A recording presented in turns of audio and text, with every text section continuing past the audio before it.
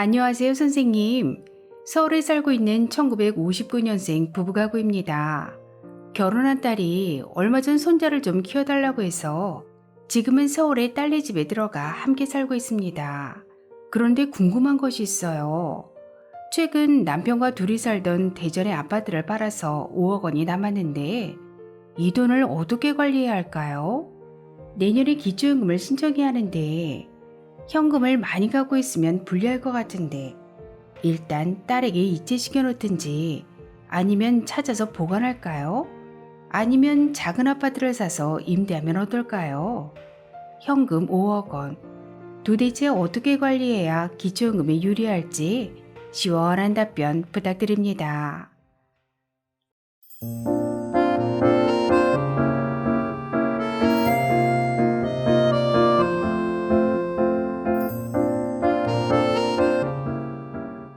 안녕하셨습니까? 행복한 인생의 막 알베르토입니다. 2023년 현재 통장의 현금을 어떻게 관리해야 기초연금에 유리한지 오늘 아주 쉽게 설명해 드리겠습니다. 오늘 의뢰인 부부의 현금 5억 원을 예를 들어 설명드리면, 첫째, 현금 5억 원을 정기예금에 가입했을 경우에 소득 인정액을 계산해 보면 금융재산 5억 원에서 기본공제 2천만 원을 공제하면 4억 8천만 원이고, 여기에 소득환산율 4%를 곱하면 1920만 원, 이것을 다시 12개월로 나눠주면 160만 원입니다. 그런데 정기예금에 대한 소득 인정액은 여기서 끝이 아닙니다. 바로 이자 소득을 소득평가액에 반영해야 하기 때문인데요. 정기예금의 이자율을 연 4%라고 가정하면 5억 원에 대한 월 이자 소득은 166만 원이고, 여기에 이자 소득에 대한 기본 공제 4%를 공제하면 162만 원. 따라서 정기예금 5억 원에 대한 소득 인정액은 재산의 소득 환산액 160만 원 더하기 소득평가액 166만 원을 하면 326만 원입니다. 따라서 부부가구 연금 기준액 323만 2천 원을 초과하므로 기초연금을 받으실 수 없습니다. 두 번째, 5억 원 아파트를 사서 임대를 주었을 경우입니다. 시가 5억 원, 공시가격 3억 원 아파트를 매입해서 보증금 1억 원에 월세 150만 원을 받는다고 가정하고 계산해보면, 먼저 공시가격 3억 원에서 지역별 기본공제 대도시 기준 1억 3,500만 원을 공제하면 1억 6,500만 원이고, 여기에 임대보증금 1억 원을 공제하면 6,500만 원, 여기에 다시 소득환산율 4%를 곱하면 260만 원이고, 이것을 다시 12개월로 나눠주면 21만 6천 원입니다. 또한 임대소득 150만 원에 필요경비 42.6%를 공제하면 86만 1천 원. 따라서 5억 원 아파트를 사서 임대를 주었을 경우의 소득 인정액은 21만 6천 원 더하기 임대소득 86만 1천 원을 하면 107만 7천 원입니다. 마지막 세 번째는 4억 원을 자녀에게 이체하거나 찾아서 보관했을 경우입니다.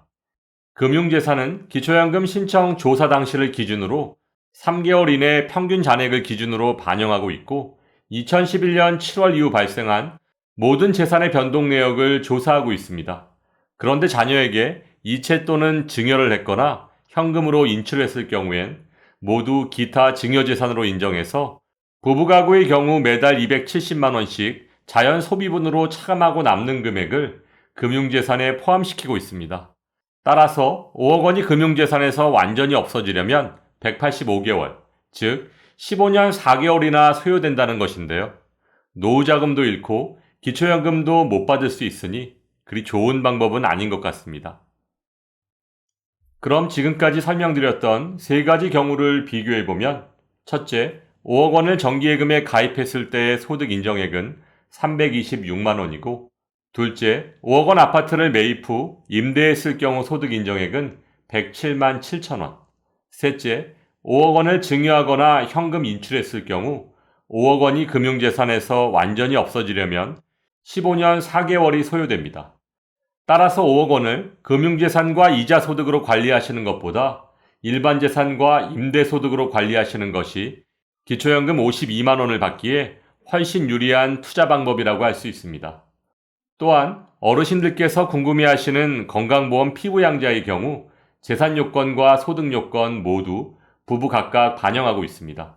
특히 소득 요건의 경우 연간 합산 소득이 2천만 원을 초과할 경우 피부양자 자격을 상실하고 건보료 폭탄을 맞을 수 있습니다. 따라서 소득과 재산의 적절한 분배, 피부양자 자격 유지에 정말 중요하다는 점 반드시 기억하시기 바랍니다. 이럴 줄 알았으면 괜히 세금만 낭비하지 말고 살던 아파트를 그대로 임대할 걸 그랬나 봐요.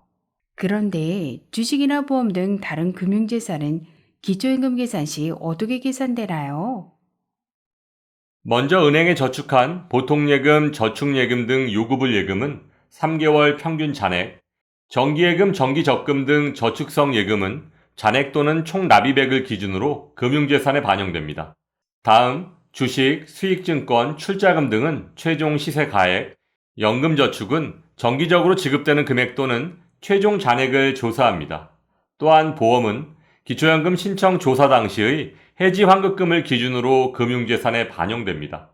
여기서 조심하셔야 할 것은 보험의 계약자가 부모이고 수급자가 자녀일 경우 모두 부모의 금융재산에 포함된다는 것입니다. 따라서 기초연금 신청 전에 최대한 빨리 보험 명의를 자녀에게 이전하시길 바랍니다. 기초연금을 받고 있는 중에도 금융재산에 대한 조사를 하나요? 기초연금 수급 여부가 결정난 후에도 매년 상하반기를 나눠서 연 2회 확인 조사를 하고 있습니다. 따라서 기초연금 수급 중에도 금융재산이 늘어난 것이 확인된다면 바로 소득인정액에 반영돼서 기초연금이 감액되거나 중단될 수 있습니다. 따라서 기초연금 수급 중에도 본인의 금융재산 관리가 꼭 필요한 것입니다. 그러면 금융재산에 적용되는 기본공제 2천만 원은 부부 각각 적용되나요? 기초연금 계산 시 금융재산의 기본공제 2천만 원은 부부의 금융재산을 모두 합한 후 딱 한 번만 적용받으실 수 있습니다. 네, 그렇군요. 기초연금 신청 전에 금융재산을 어떻게 관리해야 할지 신중하게 검토해 봐야겠습니다. 바쁘실 텐데 오늘 소중한 정보 감사드립니다. 기초연금 40만 원 시대 10명 중 7명이 받을 수 있는 기초연금은 소득과 재산을 어떻게 관리하느냐에 따라 그 결과가 바뀔 수 있습니다. 미리미리 준비하셔서 좋은 결과 있으시길 바라면서 오늘도 알베르토가 어르신들의 행복한 인생 2막을 응원하겠습니다. 행복한 하루 되세요. 좋아요, 구독, 그리고 알림과 공유는 좋은 콘텐츠를 만드는 힘이 됩니다.